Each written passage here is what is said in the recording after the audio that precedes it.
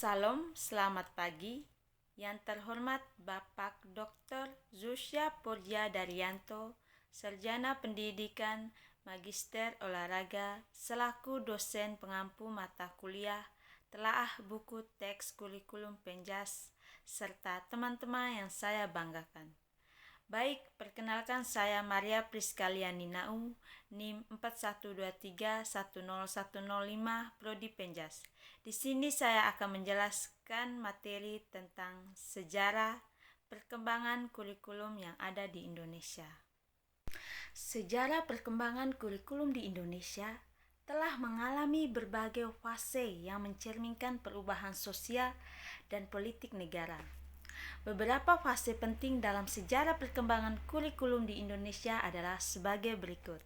Yang pertama, Rencana Pelajaran 1947 atau Kurikulum 1947. Kurikulum ini dibuat tepat setelah 2 tahun peristiwa proklamasi kemerdekaan. Penamaan kurikulum ini awalnya masih menggunakan istilah Belanda, yaitu Leerplan. Karena pada masa itu, Indonesia berada dalam pergolakan akibat agresi militer Belanda beserta sekutunya. Saat menciptakan kurikulum ini, pemerintah mencoba rancangan sistem pembelajaran untuk para pelajar di masa revolusi yang menekankan pada pembentukan karakter manusia Indonesia merdeka, berdaulat, dan sejajar dengan bangsa lain di muka bumi ini.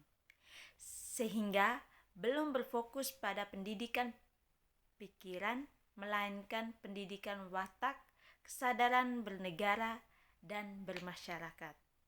Yang kedua, Rencana Pelajaran Terurai 1952 atau Kurikulum 1952. Pemerintah melakukan penyempurnaan terhadap Kurikulum 1947 di tahun 1952. Kurikulum ini mengatur pembahasan topik tiap mata pelajaran dengan kehidupan masyarakat harus berkaitan. Dalam kurikulum ini berlaku pula ketentuan satu orang tenaga pendidik hanya bisa mengajar satu mata pelajaran saja.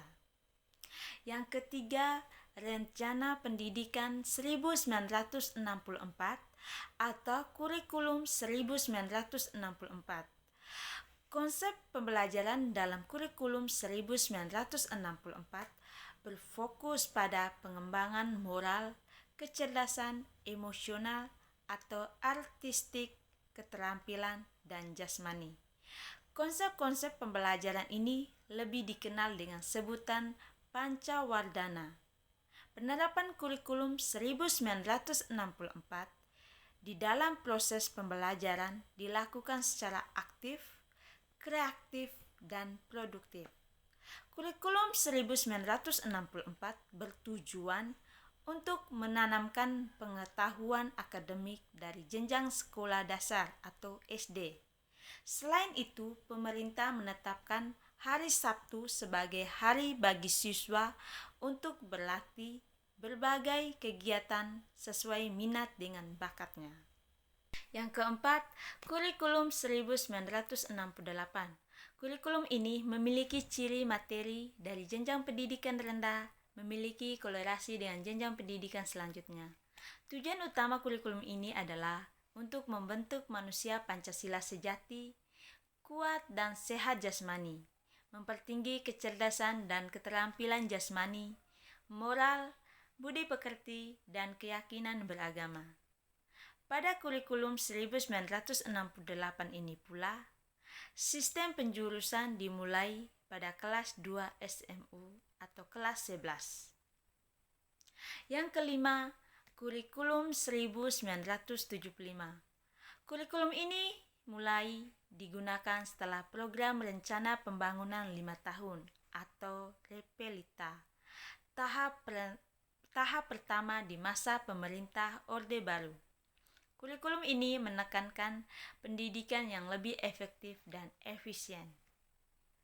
Kurikulum 1975 juga lebih merinci metode, materi, dan dan tujuan pengajaran dalam prosedur pengembangan sistem instruksional atau PPSI, sehingga memunculkan istilah satuan pelajaran atau rencana pelajaran setiap satuan bahasan. Namun, penerapan kurikulum ini ramai dikritik karena guru menjadi lebih sibuk untuk menuliskan rincian tiap kegiatan pembelajaran. Beberapa mata pelajaran akhirnya mengalami perubahan nama, seperti mata pelajaran ilmu alam dan ilmu hayat diubah menjadi ilmu pengetahuan alam atau yang disebut IPA. Mata pelajaran ilmu aljabar dan ilmu ukur menjadi matematika. Yang keenam, kurikulum 1984. Di tahun 1984, terjadi lagi perubahan kurikulum di Indonesia karena kurikulum sebelumnya dianggap lambat dalam merespon kemajuan di kalangan masyarakat. Dalam kurikulum 1984, ditambahkan juga mata pelajaran pendidikan sejarah perjuangan bangsa atau PSPB. Yang ketujuh, kurikulum 1994 dan suplemen kurikulum 1999. Kedua kurikulum ini dibuat dari hasil kombinasi kurikulum 1975 dan kurikulum 1984. Pada praktiknya, kurikulum ini banyak mendapatkan kritikan dari praktisi pendidikan hingga orang tua pelajar, karena materi pembelajaran dianggap lebih berat dan padat. Kurikulum ini juga menambahkan mata pelajaran muatan lokal seperti bahasa daerah, kesenian, keterampilan daerah, dan lain-lain. Dalam kurikulum ini pula terjadi perubahan sistem pembagian evaluasi pembelajaran dari semester ke caturwulan. Selain itu, terjadi perubahan singkatan dan nama SMP atau Sekolah Menengah Pertama menjadi SLTP yang disebut Sekolah Lanjutan Tingkat Pertama, serta SMA atau Sekolah Menengah Atas menjadi SMU yang disebut Sekolah Menengah Umum. Mata pelajaran PSPB dihapuskan pada penerapan kurikulum ini dan penjurusan SMA dibagi menjadi 3 program, yakni IPA, IPS, dan Bahasa. Yang kedelapan, kurikulum berbasis kompetensi atau yang disingkat dengan KBK 2004. Setelah 10 tahun kurikulum 1994 berjalan, kurikulum ini digantikan oleh KBK di tahun 2004. Dengan berlakunya KBK, sekolah diberi kuasa untuk menyusun dan mengembangkan komponen kurikulum yang mulanya berbasis materi menjadi kompetensi sesuai dengan kebutuhan dan kondisi sekolah serta peserta didiknya. Kurikulum ini menekankan 3 unsur pokok kompetensi, yaitu yang pertama, pemilihan kompetensi, yang kedua, indikator-indikator evaluasi dalam penentuan keberhasilan pencapaian, dan yang ketiga, pengembangan pembelajaran bagi peserta didik dan tenaga pengajar. Dalam kurikulum 2004 ini, pemerintah mengubah kembali nama SLTP menjadi SMP dan SMU menjadi SMA kembali. Yang kesembilan, kurikulum tingkat satuan pendidikan atau yang disingkat dengan KTSP 2006.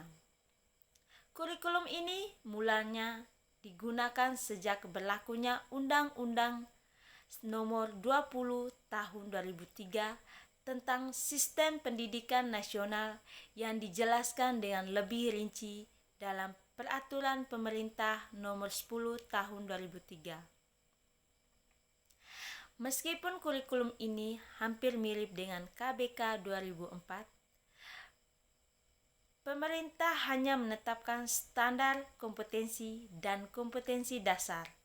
Kemudian, tenaga pengajar bisa mengembangkan silabus dan penilaian sesuai kondisi sekolah serta kebutuhan peserta didik di masing-masing daerah.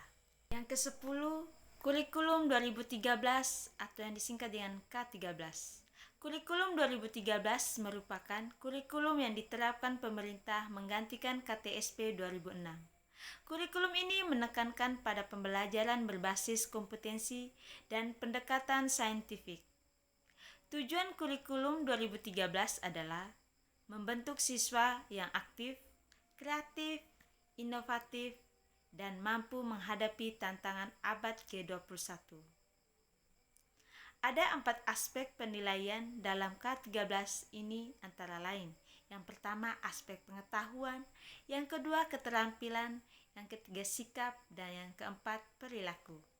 Yang ke-11, kurikulum merdeka. Kurikulum merdeka diperkenalkan oleh Kemendikbudristek pada bulan Februari 2022.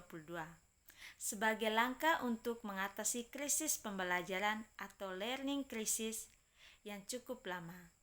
Selain itu, kondisi ini diperparah akibat pandemi COVID-19 yang banyak mengubah proses pembelajaran tatap muka menjadi pembelajaran jarak jauh.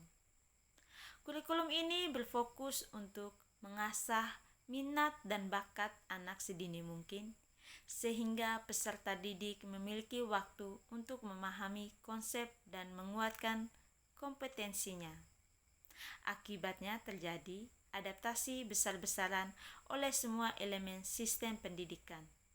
Baik, dari ke-11 kurikulum yang telah saya jelaskan tadi, dapat saya simpulkan bahwa perkembangan kurikulum di Indonesia merupakan cerminan dari dinamika dan evolusi pendidikan dalam menghadapi berbagai perubahan zaman dan tuntutan global. Pembaruan kurikulum yang terus-menerus diperlukan untuk menjaga relevansi dan kualitas pendidikan. Dalam menghadapi tantangan masa depan, pendekatan pembelajaran yang berfokus pada pengembangan keterampilan, keberagaman, partisipasi, stakeholder, dan pemahaman terhadap sejarah perkembangan kurikulum menjadi kunci untuk menciptakan pendidikan yang lebih berkualitas dan berdaya saing. Baik, hanya itu saja yang dapat saya sampaikan. Semoga apa yang saya sampaikan dapat bermanfaat untuk kita semua. Saya mohon maaf apabila ada kesalahan kata. Sekian dan terima kasih. Shalom, selamat pagi.